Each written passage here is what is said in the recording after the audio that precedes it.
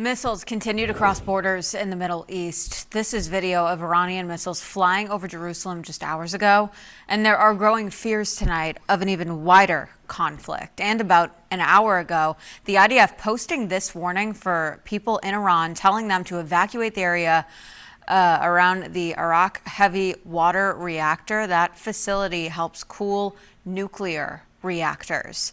ABC News is now reporting that President Trump has privately approved attack plans against Iran, but is holding off on the final order to give Iran a last chance to come back to the bargaining table for a nuclear deal.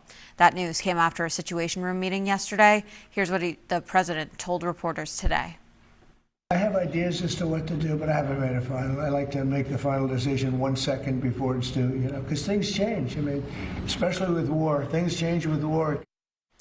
Now, Israeli officials have been pressing the U.S. to join their offensive against Iran.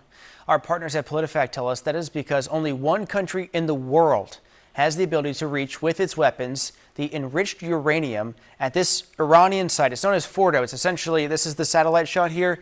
It is buried deep under concrete reinforced mountains. Well, that would be the U.S. with the 30,000-pound bunker buster bombs. These are capable of burrowing hundreds of feet down before detonation. Only country in the world that has them. Now, if the U.S. were to intercede, it would mark a major break in decades of precedent in the U.S.-Israel relationship. PolitiFact tells us since Israel's founding in 1948, the U.S. has been a reliable ally, providing weapons and intelligence and financial assistance, and more recently, those defensive support with the anti-missile technology, but always, they tell us, with a layer of distance.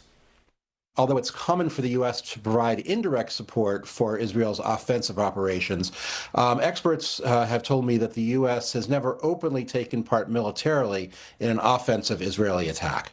That traditional layer of distance, PolitiFact tells us, has been to allow the U.S. to maintain its relationships with the other countries in the Middle East. This map shows the most current data on U.S. military presence in that region. So what could be different this time? Well, those countries in the region with U.S. relations harbor no special affection for Iran. Still, PolitiFact tells us, were the U.S. to get directly involved, an Iranian response would be expected. U.S. troops would be at higher risk, could also put civilian targets at risk, potentially even, they say, U.S. cities.